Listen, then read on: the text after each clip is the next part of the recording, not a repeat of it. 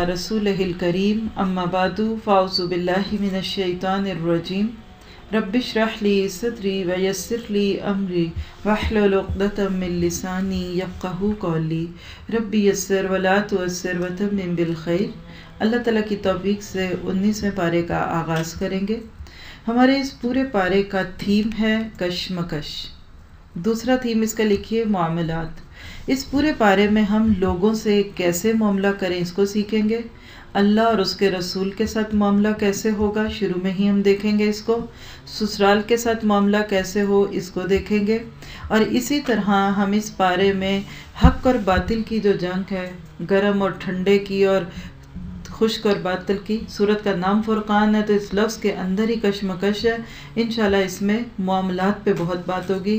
ख़ास तौर पे आज जो हमारा मामलात का टॉपिक होगा वो ससुराली मामलात होंगे। कुरान में एक ऐसा मुकाम आएगा इस बारे में कि जिससे हम इंशाल्लाह फ़ायदा उठाएंगे। फिर चंद सवालात जिसका जवाब इस पारे से मिलेगा। कौन आदमी क़यामत के दिन अपने हाथ काटेगा, यानी जिसको हम कहते हैं ना अपनी उंगलियां काटना या हाथ काट लेना। दूसरा सवाल है बुरी सोसाइटी का इंसानी ज़िंदगी पर क्या असर पड़ता है।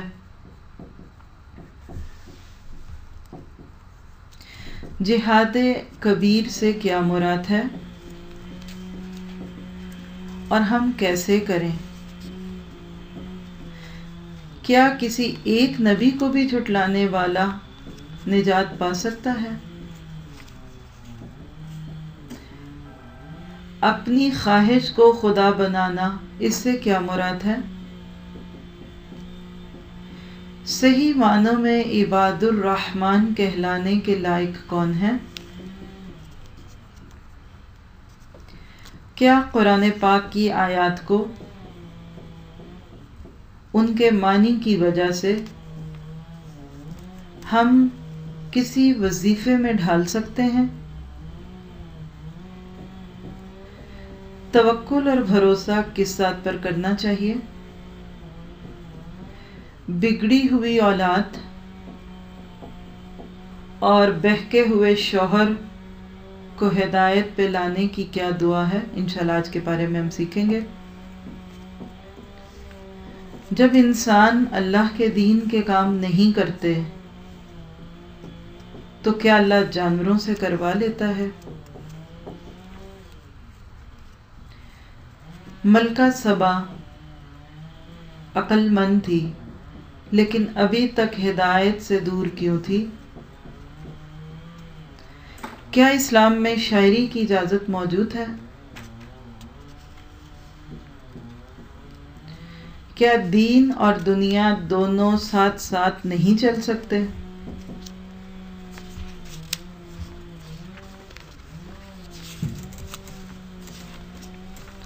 क्या इंसान सच्ची शोहरत की तलब कर सकता है।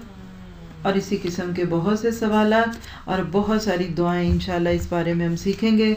आइए अल्लाह से तौफीक मांगते हुए शुरू करते हैं पारे को। बिस्मिल्लाहिर्रहमानिर्रहीम। आऊज़ु बिल्लाहि मिनश शैतानिर रजीम। वक़ालल्लज़ीना ला यरजूना लिक़ाअना लौला उन्ज़िला अलैनल मलाइकतु नरा रब्बना। जो लोग हमारे हजूर पेश होने का अंदेशा नहीं रखते, यानी बेखौफ हैं, उनको पता ही कोई नहीं है कि हमें दुनिया में क्यों भेजा गया। बेखौफ ज़िंदगी है, बेफिक्र ज़िंदगी है, खलंडरे हैं जिनकी ज़िंदगी सिर्फ फ़न फ़न फ़न के अंदर घूमती है। उनका हाल क्या है। वो कहते हैं क्यों ना हमारे पास कुछ फरिश्ते भेजे जाएं या फिर हम अपने रब को देखें। क्यों ना हम फरिश्ते हमारे पास भेजे जाएं या फिर हम अपने रब को देखें। इतनी बड़ी बात, ये बिल्कुल ऐसे ही है कि जैसे कोई कहे कि मुझे अमेरिकन वीज़ा लेने के लिए जो रूल्स बताए गए हैं मैं नहीं मानूंगा जब तक कि सदर ओबामा खुद ना आके मुझको बताए। कोई करे तो क्या कहेंगे, छोटा मुंह बड़ी मान, बैठे रहो, तुम्हें क्या, तुम्हारी ज़रूरत है वीज़ा, उनकी ज़रूरत तो नहीं हो तुम। इसी तरह बाज़ लोग नबियों की बात को झुटलाते हुए, उनको हल्का जानते हुए ऐसी बातें करते हैं कि हम नहीं इस नबी की बात मानते, पता नहीं कहाँ से ये बातें आके जोड़ रहे हैं, हमें तो खुद आके अल्लाह ताला बताए और हम देखना चाहें। ये बात पहले भी किसी ने की थी, बनी इसराइल ने की थी। नरल्लाह जहरतन, اللہ کہتے ہیں بڑا گھمنڈ یہ لے بیٹھے، یہ اپنے نفس میں اور حد سے گزر گئے، یہ اپنی سرکشی میں۔ ہاں دکھائیں گے ان کو فرشتے، ان کا یہ شوق پورا ہوگا، مگر یوم یرون الملائکۃ لا بشری یومئذ للمجرمین، جس روز یہ فرشتوں کو دیکھیں گے وہ مجرموں کے لیے کسی بشارت کا دن نہ ہوگا، چیخ اٹھیں گے کہ پناہ بخدا، جو کچھ ان کا کیا دھرا ہے اسے لے کر ہم غبار کی طرح اڑا دیں گے۔ کوئی پرواہ نہیں کفر اور شرک کے ساتھ کی ہوئی نیکیوں کی اللہ کو۔ حدیث میں آتا ہے کہ نیک لوگ، اللہ کے نبی سے پوچھا گیا تھا کہ جو لوگ اچھے کافر لوگ بھی تو نیکیاں کرتے ہیں ان کا کیا ہوگا؟ تو کہ اللہ ان کو راکھ بنا کے اڑا دے گا۔ ابھی پیچھے سورۃ نور میں پڑھ کے آئے ہیں کہ کافروں کے اعمال سراب کی طرح، راکھ کی طرح اڑائے گا۔ اس لیے اصل چیز عقیدہ ہے۔ اگر آپ کا عقیدہ درست نہیں ہے تو آپ کے اعمال کتنے ہی خوبصورت کیوں نہ ہو، اللہ کو کل اس کی کوئی ویلیو نہیں ہوگی۔ ہاں مگر بس وہی لوگ جنت کے مستحق ہیں اس سے اچھی جگہ ٹھہریں گے اور دوپہر گزارنے کو عمدہ مقام پائیں گے۔ یہ جو لفظ ہے نا مقیلہ، اس کو ہائی لائٹ کرنا چاہیں تو کر لیں۔ دوپہر کو جو کیلولہ کیا جاتا ہے نا وہ بھی اسی سے، اور حدیث میں آتا ہے کہ میدان محشر جو اتنا لمبا ہوگا، اتنی گرمی، اتنا پسینہ ہوگا، لیکن جو جنتی ہیں دوپہر کا کھانا جنت میں جا کے کھائیں گے، یعنی اللہ تعالیٰ ان کو وہاں پہ جنت میں لے جائے گا، اتنا انتظار نہیں کرنا پڑے گا۔ اور اللہ سے دعا کیجئے کہ ہم اسی طرح کے لوگوں میں سے ہوں۔ فرمایا آسمان کو چیرتا ہوا ایک بادل اس روز نمودار ہوگا اور فرشتوں کے پرے اتار دیے جائیں گے، اور اس روز حقیقی بادشاہی صرف رحمان کی ہوگی اور وہ منکرین کے لیے بڑا سخت دن ہوگا۔ ذرا ایک لمحے کے لیے سوچیے، آپ دیکھیے کہ 9/11 ہوا تھا تو صرف 2 بلڈنگیں گری تھیں، اور شاید آج تک لوگ اس کو نہ بھولے۔ کتنا غبار، کتنا اندھیرا تھا، کتنی اس کے اندر ٹیکنالوجی تھی، کتنے کمپیوٹرز ہوں گے، کتنی وائرنگ، بجلی، سب ختم ہو گیا۔ سارا غرہ، سارا تکبر دھول بن کے رہ گیا۔ اسی طرح قیامت کے دن وہ لوگ جو آج دنیا میں خود کو بہت بڑا سمجھتے ہیں ان کو بھی حسرت ہوگی، اور لوگوں کا حال کیا ہوگا؟ ہائی لائٹ کیجئے گا، بہت ہی زیادہ خوفزدہ کرنے لیے آیتیں ہیں اس سوچ میں تعلق بے رسول کی۔ آج بہت سارے لوگ اللہ کے نبی کو دین کے راستے میں ایک بہت بڑی رکاوٹ سمجھتے ہیں۔ 2 ایکسٹریمز ہیں، ایک طرف تو رسول کی محبت کے نام پہ اللہ کے برابر پہنچا دیا اور کئی شرکیہ اور ایسے الفاظ بول دیے اللہ کے نبی کے لیے جو خود وہ اپنی زندگی میں پسند نہیں کرتے تھے۔ ایک دوسرا ظلم کیا ہوا کہ رسول کو نکال دو، ان کی ضرورت نہیں، تبھی تو پھر سب لوگ ایک دین پہ آ جائیں گے۔ اللہ تعالیٰ کہتے ہیں قیامت کے دن وہ شخص جس نے رسول سے محبت نہ کی یا اس کی اطاعت سے منہ پھیرا، اس کے ساتھ ہوگا کیا؟ وَيَوْمَ يَعُضُّ الظَّالِمُ عَلَىٰ يَدَيْهِ يَقُولُ يَا لَيْتَنِي اتَّخَذْتُ مَعَ الرَّسُولِ سَبِيلًا۔ ظالم انسان کون ہے؟ ظالم جو رسول سے محبت نہ کرے، اپنے ہاتھ چبائے گا اور کہے گا کاش میں نے رسول کا ساتھ دیا ہوتا، ان کے مشن کا ساتھی، ان کے راستے کا ساتھی، ان کے دین کا ساتھی۔ ہائے میری کم بختی، کاش میں نے فلاں کو دوست نہ بنایا ہوتا، اس کے بہکائے میں آ کر میں نے وہ نصیحت نہ مانی جو میرے پاس آئی تھی۔ شیطان انسان کے حق میں بڑا ہی بے وفا نکلا، اور اس کی بات سن کے رسول کیا کہے گا پوری قوم کے لیے جنہوں نے قرآن کو کھیل سمجھا؟ وَقَالَ الرَّسُولُ يَا رَبِّ إِنَّ قَوْمِ اتَّخَذُوا هَٰذَا الْقُرْآنَ مَهْجُورًا، اور رسول کہے گا میرے رب، میری قوم کے لوگوں نے تو اس قرآن کو چھوڑا ہوا تھا یا اس کا مذاق اڑاتے تھے۔ دونوں آیتیں ہم سب کو بہت کچھ سوچنے اور بہت سارے فیصلے کرنے پہ مائل کرتی ہیں۔ ایک انسان اچھا بھلا دین کے راستے پہ چلتا ہے، اللہ کے نبی سے بھی محبت کرتا ہے، لیکن اتنے میں کوئی دوست آ جاتا ہے، کوئی ساتھی آتا ہے، کہتا ہے چھوڑو نا، اب یہ کیا باتیں کرتے ہو؟ بخاری اس میں تو اتنی شرمناک حدیثیں ہیں، اور مسلم تمہیں کیا پتہ اتنے سال پہلے لکھی گئی، ٹھیک بھی تھی نہیں، اور یہ سنت دیکھ لو اسٹوپٹ لگ رہی ہو، پھر آگے تمہاری مرضی، میں کچھ کہتی نہیں، اللہ سے مجھے بھی ڈر لگتا ہے۔ اس طرح کے جملے بول کے لوگوں کو اللہ کے نبیوں کے طریقے سے ہٹانے والے، قیامت کے دن بندہ چاہے گا کہ کاش میں ان کی شکل نہ دیکھوں۔ اللہ کے نبی کی زندگی میں ایک واقعہ ہوا تھا کہ ایک شخص اللہ کے نبی صلی اللہ علیہ وسلم کی دعوت کرتا ہے.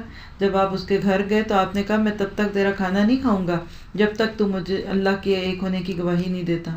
ہم تو کمپرومائز کرتے ہیں نا، اللہ کے نبی دو ٹوک تھے. خیر وہ مہمان نوازی کے ناطے سے یا کچھ دل میں میلان رکھتے اس نے کہہ دیا ٹھیک ہے لا الہ الا اللہ محمد رسول اللہ. اللہ کے نبی نے اس کا کھانا کھا لیا. اس کے کچھ دوست تھے، ان کو یہ بات اس کی بری لگی. انہوں نے بعد میں جا کے اس کو اتنا پرووک کیا، اتنا اکسایا کہ یہ کیا ہوا، تو محمد سے ڈر گیا تھا صلی اللہ علیہ وسلم. اب میں تم سے نہیں بولوں گا جب تک تو نبی محمد کے منہ پہ جا کے تھوکتا نہیں. نعوذ باللہ ثم نعوذ باللہ. اور اس شخص نے باقی اپنے دوستوں کو خوش کرنے کے لیے اللہ کے نبی کی طرف تھوکا. کیسے بچیں گے اللہ کے نبی سے تعلق توڑ کر؟ آج سنتوں سے تعلق توڑا، دنیا میں ذلیل ہو گئی قوم. دعا کیجیے اللہ ہمیں اپنے نبی سے محبت کرنے والا بنا دے. آج ہم کیسے کرتے ہیں؟ اور آپ دیکھیے کہ نبی شکایتیں لگا رہا ہے. امید شفاعت کی تھی اور شکایت رہی ہے کہ اللہ اس قوم کو پکڑ. یہ تو قرآن کو کھیل بنا کے پڑھتی تھی اور اس قرآن کے وظیفے بنا لیے، تعویذ بنا لیے. بیٹی سر سے پاؤں تک رکی ہوئی ہے دین سے اور اس کے سر پہ کہتے ہیں قرآن لاؤ قرآن لاؤ. قرآن کے احکامات ان کے پاؤں تلے رونتے تھے اور قرآن کے نسخے ان کے سروں پر تھے. آج آپ دیکھ لیجئے پوری شادی قرآن سے اپوزٹ ہوتی ہے اور بعد میں پکڑ کے قرآن کو سر پہ رکھتے ہیں. اللہ کہتے ہیں نبی کل بتائیں گے. دیکھیے کسی نے آپ کو کبھی کوئی گفٹ دیا ہو اور آپ اس کو انتہائی مس یوز کریں اور قیمتی بہت ہو تو اس کو دکھ ہوگا نا بعد میں دیکھ کے. اللہ کے نبی نے کتنی مشکلوں سے یہ دین جمع کیا. انہیں تقریباً 23 سال میں یہ قرآن ملا. گفٹ ہی ہے نا، ایسے ہی لگ رہا ہے جیسے کسی نے بڑی محنت مزدوری کر کے چیزیں جوڑی اور پھر آپ کے لیے گفٹ خریدا. آج ہم مسلمانوں کے دل میں کیا اس قرآن کی اتنی عزت ہے؟ تو کل اللہ کے نبی کیسے خوش ہوں گے کہ اس کتاب کا انہوں نے کیا حال کر دیا تھا. اے نبی ہم نے تو اسی طرح مجرموں کو ہر نبی کا دشمن بنایا اور تمہارے لیے رب کی رہنمائی اور مدد ہی کافی ہے. ایسی چیز جس میں کبھی کوئی بات کرے تو اس کے لیے آپ فوراً اللہ سے مدد مانگیں. منکرین کہتے ہیں کہ اس شخص پر سارا قرآن ایک ہی وقت میں کیوں نہ اتار دیا. آپ دیکھیں شوشے، کوئی آپ میں سے آج آ کے مجھے کہہ دے یہ آپ 30 دن میں قرآن کیوں پڑھا رہی ہیں، ایک ہی دن سارا قرآن پڑھا دیں تو کوئی فائدہ ہوگا اس سے؟ کوئی ایسے راہ جاتے بچوں والے بہانے بنا کے کہتے تھے کبھی کچھ کبھی کچھ. اصل میں بھوک نہیں تھی نا. بچے کو جب بھوک نہیں ہوتی نا تو پھر وہ الزام لگاتا ہے. پھر کبھی کہتا ہے مجھے نہیں کھانا، بھائی نے کیوں پکڑ لیا، اس نے لقمہ کیوں لیا، آپ نے گلاس اندر سے کیوں پکڑ لیا. اصل بھوک نہیں تھی. تو یہ بھی آ کے اللہ کے نبی سے ایسی باتیں کرتے تھے. اللہ کرے ان کو بتا دو کہ تھوڑا تھوڑا پڑھنے میں کیا فائدہ. کذالک لنثبت بہ فؤادک، ہاں اس لیے ایسا کیا کہ اس کو اچھی طرح تمہارے ذہن نشین کرتے رہیں، اور اسی غرض کے لیے ہم نے اس کو ایک خاص ترتیب کے ساتھ الگ الگ اجزاء کی شکل دی ہے. اور اس میں یہ مصلحت بھی ہے کہ جب کبھی وہ تمہارے سامنے کوئی نرالی بات یا عجیب سوال لے کر آئے، اس کا ٹھیک جواب بر وقت ہم نے تم کو دے دیا اور بہترین طریقے سے بات کھول دی. جو لوگ اندھے منہ جہنم کی طرف دھکیلے جانے والے ہیں ان کا موقف بہت برا ہے اور ان کی راحت درجہ غلط ہے. اللہ تعالیٰ سے دعا کیجئے کہ اللہ ہمیں سیدھے راستے پہ لے آئے. یہ جو لفظ ہے نا یحشرون علی وجوہہم، حضرت عائشہ نے پوچھا تھا اللہ کے نبی قیامت کے دن اللہ تعالیٰ لوگوں کو ماتھے کے بل کیسے چلائے گا؟ تو کہا کہ عائشہ جس ذات نے قدموں پہ چلنا سکھایا وہ ماتھے پہ چلنا بھی سکھائے گا. جیسے بچوں کو سزا دینے کے لیے بعض لوگ ان کو الٹا کھڑا کر دیتے ہیں نا، قیامت کے دن کچھ لوگوں کو چہروں کے بل گھسیٹا جائے گا کیونکہ چہرے بڑی عزت والے تھے نا. عبرت دلائی جا رہی ہے لوگوں کو. وَلَقَدْ آتَيْنَا مُوسَى الْكِتَابَ وَجَعَلْنَا مَعَهُ أَخَاهُ هَارُونَ وَزِيرًا. موسیٰ نے دعا کی تھی نا کہ وَجَعَلْ فِي اہلی وزیرہ. رب اشرح لی کے بعد کی دعا میں آتا ہے کہ اللہ میرے گھر والوں میں میرا کوئی وزیر بنا دے، میرا بوجھ اٹھانے والا. تو اللہ نے وہ قبول کرتے ہوئے کہا ہم نے موسیٰ کو کتاب دی اور اس کے ساتھ اس کے بھائی ہارون کو مددگار کے طور پر لگایا اور ان سے کہا کہ جاؤ اس قوم کی طرف جس نے ہماری آیات کو جھٹلایا. آخر کار ان لوگوں کو ہم نے تباہ کر کے رکھ دیا. یہی حال قوم نوح کا ہوا. جب انہوں نے رسولوں کی تکذیب کی ہم نے ان کو غرق کر دیا اور دنیا بھر کے لوگوں کے لیے ایک نشان عبرت بنا دیا.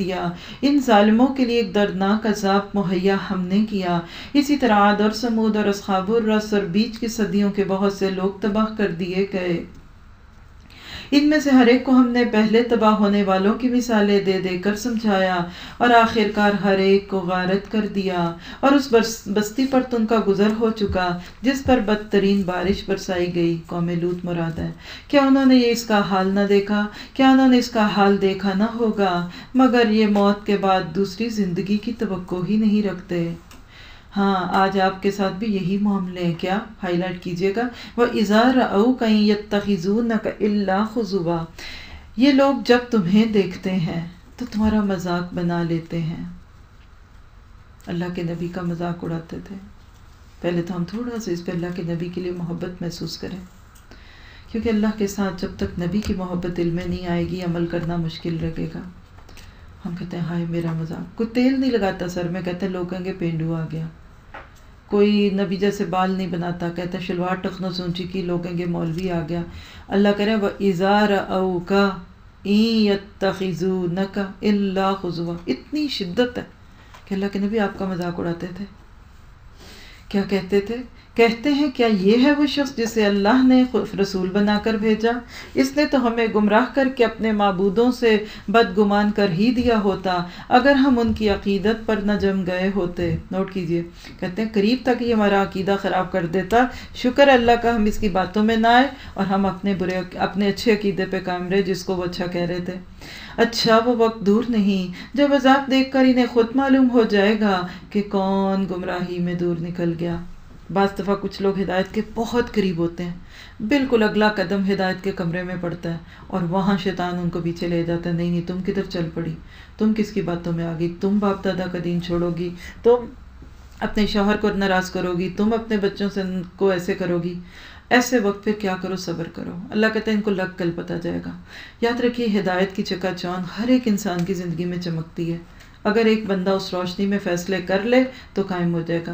یہ قرآن، دور قرآن ہم سب کے لیے ایک ایسی ہی چکا چوند ہے، اس میں اپنی گندگیوں اور اپنی برائیوں کو چھوڑ دیں گے تو چھوٹے گا۔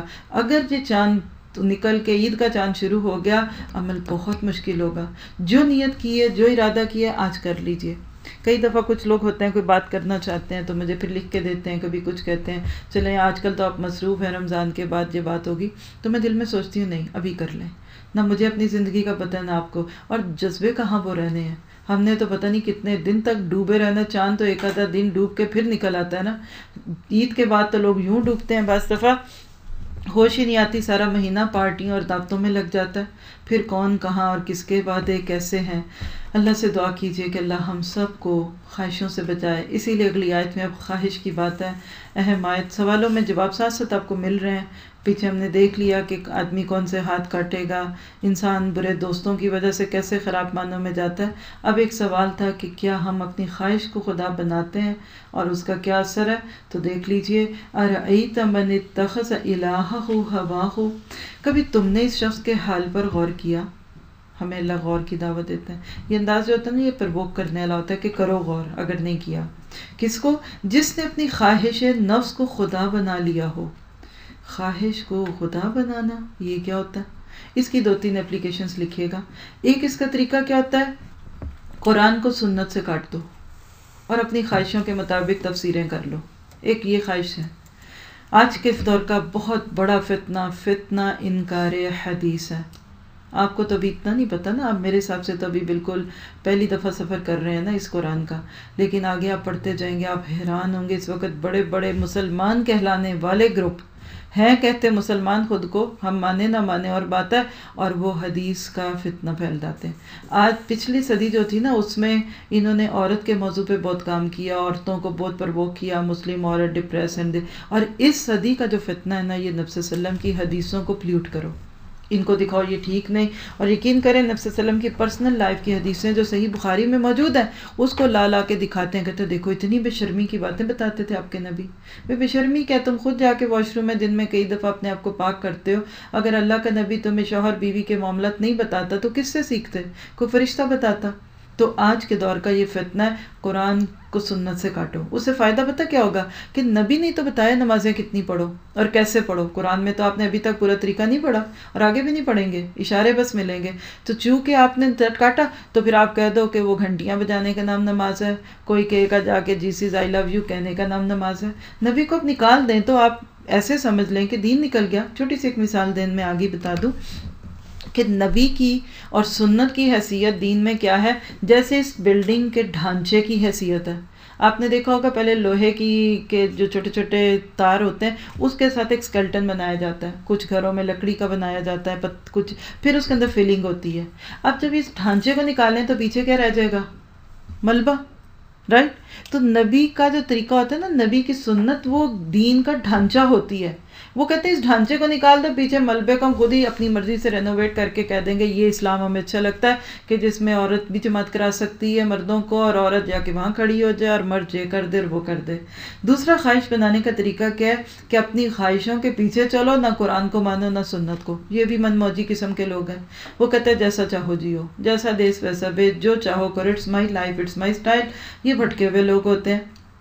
پھر آپ دیکھیے کہ اس طرح خواہش کو بنانا کیا ہے کہ شیطان ابلیس کیوں بنا؟ پہلے تو عبادت گزار تھا، لیکن اس نے اللہ کے حکم کی حکمت جاننے کی بات کی. تو آج بھی بہت سارے لوگ کہتے ہیں کدھر لکھا ہے، کہاں لکھا ہے، کیسے کریں، کیوں کریں، اور خواہشات میں اتنا بھاگے کہ روٹی کپڑا اور مکان جیسی زندگی پہنچ گئی. اور آپ دیکھیے کہ اللہ تعالیٰ ایسے لوگوں کو کہتے ہیں ام تحسب ان اکثرهم یسمعون، کہ آپ یہ سوچتے ہیں کہ ان میں سے اکثر سوچتے اور سنتے اور سمجھتے ہیں. نہیں، یہ تو جانوروں کی طرح ہیں، بلکہ ان سے بھی گئے گزرے ہیں. یعنی یہ سن کے بھی نہیں سنتے. جانوروں سے گئے گزرے کیسے؟ کیونکہ اب دیکھیے کہ کچھ خوبیاں جانوروں میں ہیں، انسان میں وہ نہیں. مثلا کوئی جانور شرک نہیں کرتا، انسان شرک کرے گا تو جانور سے گر گیا. پھر آپ دیکھیے جانور جیسے کتا ہے، کتنا وفادار جانور ہے، لیکن انسان جب کتا بنتا ہے خواہشوں کے پیچھے، گریڈ کے پیچھے لگتا ہے. سورۃ الانفال میں ہم پڑھ چکے، تو سورۃ الاعراف میں ہم پڑھ چکے. تو اس کے بعد دیکھیے کہ وہ جانوروں سے بھی پیچھے ہوتا ہے. یعنی جانور رہے تو ٹھیک ہے، لیکن جب انسان جانور بنتا ہے نا تو حقیقت یہ کہ وہ جانور بھی نہیں رہتا. اللہ تعالیٰ کہتے ہیں ایسے لوگ خواہشوں کے پیچھے لگے ہوئے ہیں، بلکہ ان سے بھی گئے گزرے. تم نے دیکھا نہیں کہ تمہارا رب کس طرح سایہ پھیلا دیتا ہے، اگر وہ چاہتا تو اس کو ہمیشہ کا سایہ بنا دیتا. ہم نے سورج کو اس پر دلیل بنایا، پھر جیسے جیسے سورج اٹھتا ہے ہم اس سائے کو رفتہ رفتہ اپنی طرف سمیٹے جاتے ہیں. آپ نے تو یہ آیت ایسے ہی گزار دی ہوگی، کچھ سوچا بھی نہیں ہوگا شاید، میرا گمان ہے.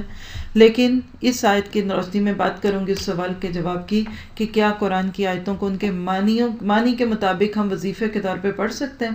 آج آپ نے دیکھا ہوگا کئی ایسی آیتیں ہیں جو لوگوں نے وظیفے میں رکھی ہوئی ہیں. ایک موقع پہ ایک سسٹر نے مجھے کہا کہ ان میرڈ تھی، وہ کہیں شادی کا ارادہ تھا، دل چاہتا تھا یا واٹ ایور، ابھی شادی نہیں ہوئی، تو کہنے لگیں کہ مجھے کسی نے قرآن کی ایک آیت دی ہے کہ جس لڑکے سے تم شادی کرنا چاہتی ہو اس کا تصور ذہن میں لاؤ اور قرآن کی ایک آیت ہے وہ پڑھو تو دیکھنا وہ محبوب تمہارے قدموں میں والی بات. تو آپ ذرا آیت دیکھ لیجئے کہ میں پڑھ لوں.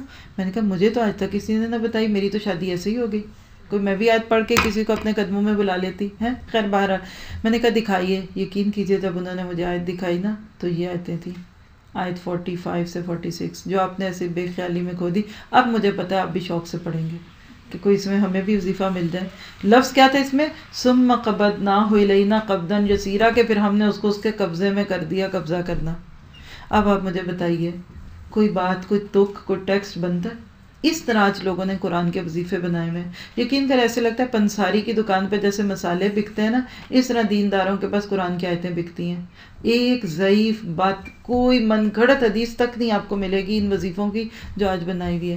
یہ تو بالکل وہی کیفیت ہے کہ آپ پینسلین اور ایسپرین کی گولیاں کھانے کی بجائے اس کو لکھ کے تو اس کو گھول گھول کے پلانا شروع کر دیں. اور یہ کب ہوتا ہے؟ جب قوم کا زوال ہوتا ہے، جب لوگ پڑھنے پہ ٹائم نہیں لگاتے، لکھنے پہ ٹائم نہیں لگاتے، اس قرآن کے پیغام کو نہیں سمجھتے، تو صرف اس طرح کے چھو منتر سے وہ اپنے کام کروانا چاہتے ہیں. اللہ کا صبر ہے، ورنہ یقین کریں آج جو کچھ ہم مسلمان کر رہے ہیں اوپر فرشتے بھی ہنستے ہی ہوں گے، کبھی ہنستے ہوں گے کبھی روتے ہوں گے کہ دیکھو دیکھو یہ کیا بیوقوفیاں والے کام کر رہے ہیں. اور وہ اللہ ہی ہے جس نے رات کو تمہارے لیے لباس اور نیند کو سکون موت اور دن کو جی اٹھنے کا وقت بنایا. آپ دیکھیے سورت کا نام فرقان ہے نا، تو اب دو چیزوں کے تقابل، یہی کشمکش ہے. یہی ہمیں آگے رشتوں میں دکھے گی کہ اللہ تعالیٰ کہتے ہیں اس دنیا میں یہ کبھی نہیں ہوگا کہ سارے نیک لوگ ہوں، اور یہ بھی کبھی دنیا من چاہوں کو یہ نہیں ملے گا کہ کوئی دیندار ہمیں نہ دکھے، ہم اپنی من موجیاں کریں. دھوپ اور چھاؤ کا نام ہے، گرمی سردی ادھر ہے، خشکی تری ادھر ہے، بہار خزاں ادھر ہے، نارتھ ہے تو اس کے ساتھ ساؤتھ ہے، اور اس طرح سے ایسٹ ہے تو ویسٹ ہے. اس زندگی میں اسی کشمکش میں جینا پڑے گا.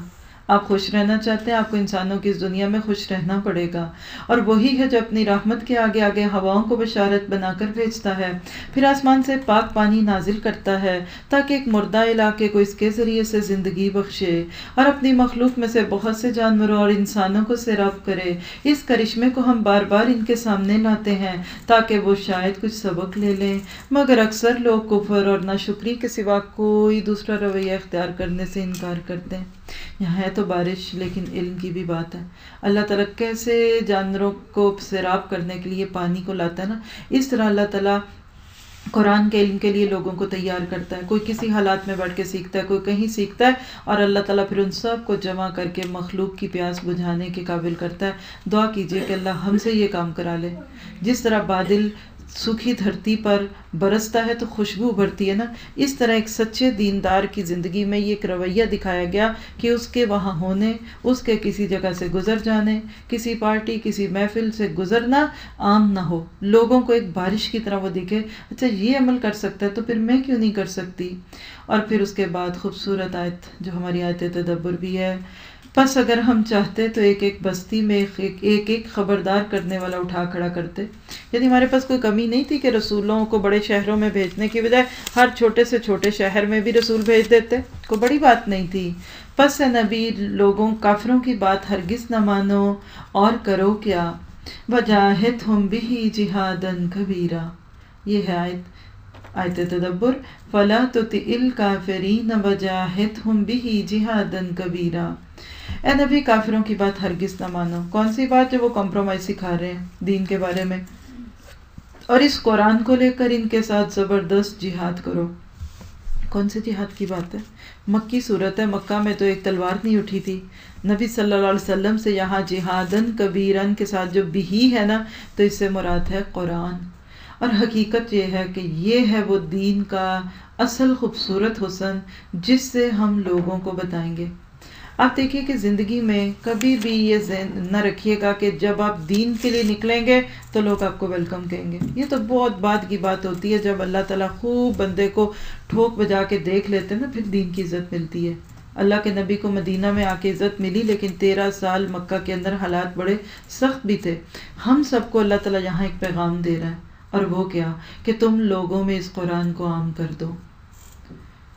بیسک روٹس جو گراؤنڈ روٹس ہیں ادھر سے لے کر ان لیڈز تک اس قرآن کو عام کر دو، عام کرو، اس قرآن کے پیغام کو عام کرو، اس کو دنیا میں عام کرو جو اللہ کے نبی کا تحفہ تھا۔ اور کرو کیسے؟ جیسے کوئی جہاد کرتا ہے، کبیر فعیل کا وزن خوبصورت طریقے سے، یعنی دین کو پروفیشن تو نہیں بنانا مگر پروفیشنلی کرو تاکہ دوسرے لوگ بھی قبول کریں۔ چند ڈاؤن ٹو فراڈن لوگ جو ہیں وہی نہ دین لے لیں، پڑھے لکھے انٹلیکچوئل دولت مند امیر بڑی بڑی گاڑیوں میں پھرنے والے بھی کہ واہ کیا قرآن ہے، اور لوگوں کو اس سے زیادہ دو جتنا وہ مانگتے ہیں۔ آج آپ دیکھ لیجئے کہ اللہ سبحانہ تعالیٰ نے جو دین ہمیں دیا تھا ہم نے اس کو چھوڑا، آج ہمارا کیا حال ہو گیا۔ ایک کارٹون کی مووی بھی دیکھتے ہیں بچے تو سمجھ کر دیکھتے ہیں، ناولز ہم پڑھتے ہیں تو سمجھ کے پڑھتے ہیں، اخبار پڑھتے ہیں تو سمجھ کے پڑھتے ہیں، اس قرآن کو کیسے پڑھتے ہیں؟ اور اگر قرآن کے نام پہ کوئی اللہ کا بندہ بلا ہی لے تو آخر میں جاتے ہیں کہتے ہیں اماں پارا مل جائے، وہ آسان لگتا ہے پڑھنا، اس کی صورتیں چھوٹی ہیں۔ وہاں بیٹھے کوئی اپنی دوست مل جائے تو جلدی جلدی پڑھتے ہیں تاکہ اس سے باتیں کریں۔ کہاں آج ہم نے اس قرآن کو سمجھا؟ آج اس قرآن کے ساتھ جہاد کرنا ہے۔ 2 طرح سے جہاد ہوگا، ایک اندرونی جہاد ہے، یہ آپ اپنے آپ سے کریں گی، سیکھیں، پہلے پڑھیں، پھر اس کو یاد کریں، اس کی تجوید ٹھیک کریں، پھر آپ اس کے معنی پہ غور کریں، پھر ٹیسٹ دیں، پھر اسائنمنٹس دیں، پھر شام کو پڑھیں، پھر اپنے گھر جا کے ہوم ورک یاد کریں، پھر کچھ کریں۔ یہ کوئی آسان تھوڑی ہے کہ آپ خود کو مسلمان کہتے رہیں اور کام وہ کچھ بھی نہ کریں۔ آپ دیکھیے کہ جو کام کرتے ہیں، کوئی کام دنیا کا دیکھیے، ڈاکٹرز دیکھ لیجئے تو کیسے بن جاتے ہیں، کافیاں پی پی کے راتوں کو جاگ جاگ کے بنتے ہیں۔ کیا ہم اس قرآن کے لیے تھوڑا سا اپنے آپ کو نہیں کر سکتے؟ پھر اس کے راستے میں خواہشات سے جہاد کرنا ہے، آئیں گی خواہشیں، گھر یاد آئے گا، کوئی بات نہیں، 1 سال کی بات ہے، میں نے گھر والوں کو کیا کرنا ہے؟ کون سا ساری زندگی میری ماں نے میرے ساتھ رہنا ہے؟ اللہ آج چاہے تو ہماری ماں کو اٹھا سکتا ہے، ہمیں اٹھا سکتا ہے، ہماری بہنوں کو اٹھا سکتا ہے، ساری زندگی تڑپتے رہے، ان کی شکل دوبارہ نہ دیکھیں۔ کیا ہو گیا؟ میں تو خوش قسمت ہوں کہ اگر اللہ مجھے اپنے دین کے لیے اپنے گھر والوں سے دور کر رہا ہے، پھر شیطان سے جہاد کرنا ہے کہ نہیں، خبردار اگر تم نے مجھے پیچھے ڈالا، خبردار اگر تم نے مجھے اس سے کہا کہ نہیں اس فیصلے سے پیچھے ہو جاؤ۔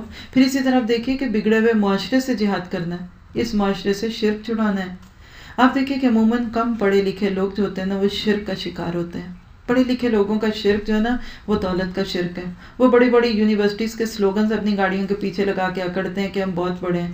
ان کا جہاد، ان کے ساتھ ہمارا جہاد کیا کہ ان کے شک دور کیجیے، ان کو دکھائیے کہ یہ قرآن خوبصورت ہے، یہ کریم ہوتے ہیں کسی سوسائٹی کی۔ اچھا، جو کم پڑھے لکھے لوگ ہوتے ہیں نا، ان کا موسٹ آف دا مسئلہ جو ہوتا ہے نا، وہ شرک ہوتا ہے، کیونکہ ان کے پاس اتنی دنیا نہیں ہوتی کہ جس کے اندر وہ کھائیں۔ اور ان کو سمجھانا بہت آسان ہے، یقین کریں، یہ بھولے لوگ ہوتے ہیں، سیدھے سادے ہوتے ہیں۔ میں کہتی ہوں ان کے لیے صرف قرآن کا ترجمہ ہلکا پھلکا بتا دینا تو بہت سارے لوگوں کو اس دور قرآن سے سمجھ آ جائے گی کہ اچھا، نہ سمجھی میں صحیح، لیکن کچھ نہ کچھ غلطیاں تھیں، ٹھیک کر لیں گے، ماشاءاللہ وہ اللہ کی نظروں میں چنے ہوئے لوگ بن جائیں گے۔ زیادہ بڑا مشکل مرحلہ جو ہوتا ہے نا، یہ انٹلیکچوئل لوگوں کو سکھانا ہوتا ہے، پڑھے لکھے گردنیں اکڑی ہوئی یونیورسٹیز میں جاتے ہیں، اور اللہ رحم کرے اگر کوئی باہر کی یونیورسٹی سے پڑھے ہوئے تو پھر تو گردن ہی نہیں سیدھی ہوتی۔ میں صاف رویے فیل کرتی ہوں لوگوں کے، اس کرسی پہ بیٹھ کے نہ جانے کے لوگوں کے اندر کی چیزیں بھی دکھنے لگتی ہیں۔ ایک ہی جگہ پہ بیٹھے ہوئے 2 قسم کے لوگ ہوتے ہیں، ایک کے چہرے سے ایسے ہوتا ہے کہ خون ٹپک رہا ہے، آنسو ٹپک رہے ہیں، اور کچھ لوگ ہوتے ہیں نظر بھی نہیں ملاتے، کچھ کی گردن اکڑی ہوئی، کچھ ٹیڑھے بیٹھتے ہیں۔ یہ دوسری قسم کے لوگ زیادہ مشکل ہیں، جن کو یہ احساس ہو رہا ہے کہ یہ کوئی بڑی بات نہیں جو ہم کریں، یہ چھٹیاں تھی تو ہم آگے، ہم نے کون سا ادھر وقت لگانا ہے، یہ کوئی اس قابل تھوڑی ہے قرآن کے اب اس کے لیے بیٹھے۔ حالانکہ اصل جہادن کبیرن اسی کے ساتھ ہے، کیونکہ یہ معاشرے کی کریم ہوتے ہیں، ان کا انٹریکشن ہوتا ہے باہر کے لوگوں میں۔ آپ دیکھیے کہ کوئی ڈاکٹر جہاں تک جا سکتا ہے کہ میں وہاں پہنچ سکتی ہوں، میں ساری زندگی بھی کوشش کرتی رہوں تو کسی ہاسپٹل میں جا کے دین نہیں پھیلا سکتی، کیونکہ وہاں ہمیں کوئی رسم نہیں پھیلانا، باتوں سے، ہماری ڈیلنگ سے، ہمارے طور طریقوں سے۔ ہمیشہ لوگ اپنے ساتھ اٹھنے بیٹھنے والوں سے سیکھتے ہیں۔ تو دعا کیجئے کہ اللہ اس قرآن کے اقوام کرنے میں ہماری چھوٹی سی قربانیاں قبول کرے اور ہمیں اس میں ڈالے۔ آج ہم نے اپنے آپ کو بہت زیادہ کم سمجھا، شرمندگی کا احساس نکالے مسلمانوں کے دل سے، یہ ہے جہادن کبیرہ۔ ان کو پتہ چلے کہ کتنے خوبصورت ہوتے ہیں مسلمان۔ اس طریقے سے انشاءاللہ آپ بات کریں گے تو آپ دیکھیں گے کہ کس طرح سے مسلمانوں کو خوشی ہوگی، وہ ہوں بھی مسلمان اور وہ لگیں بھی مسلمان۔ ایسے مسلمان بنانا اصل میں جہاد اکبر ہے۔ اپولوجیٹک مسلمان نہیں چاہیے آج، احساس کمتری کے مارے ہوئے مسلمان نہیں چاہیے کہ کسی کو دے کے چپکے سے جو کپڑا بھی تھا ہلکا سا اس کو بھی اتار کے جیب میں ڈال لے کہ نہیں وہ تو ایسے ہی تھا اور مجھے تو سردی لگ رہی تھی اور مجھے تو یہ لگ رہا تھا۔ اصل بات یہ کہ آج ان امت مسلمہ کے ذہنوں کو بنانا ہے، ان کو بتانا ہے کہ تم چنے ہوئے لوگ ہو، اگر تم نے اپنا کام نہ کیا تو پھر آؤ اللہ کی فطرت، اللہ کے قانون کو دیکھ لو کہ تمہیں نکال کر کسی اور کو لائے گا۔ اب اس کے بعد اس راستے میں مشکلیں تو آئیں گی، اس لیے چیزوں کا تقابل ہے۔ اللہ تعالیٰ اپنی خوبیاں بیان کرتے ہیں، وَهُوَ الَّذِي مَرَجَ الْبَحْرَيْنِ، اور وہی تو ہے جس نے 2 سمندروں کو ملا رکھا، ایک لذیذ اور شیریں، دوسرا تلخ اور نمک والا، اور دونوں کے درمیان ایک پردہ حائل ہے، ایک رکاوٹ ہے جو ان کو گڈمڈ ہونے سے روکے ہوئے۔ کیا بتایا کہ اس جہاد میں جب تم عملی طور پہ نکلو گے تو یہ نہیں کہ ہمیشہ میٹھے میٹھے لوگوں